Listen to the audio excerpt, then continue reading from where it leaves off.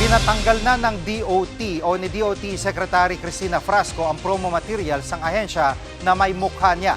Sabi ng kalihim, una sa lahat, hindi naman niya inutos na ilagay ang larawan niya.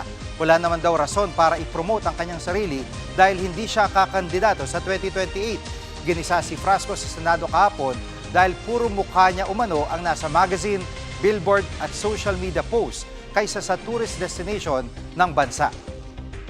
I've actually already issued an order to take down any material that may bear my image, to not produce any material that may bear my image. If we could request our LGUs just so to take this issue of such small importance out as a distraction.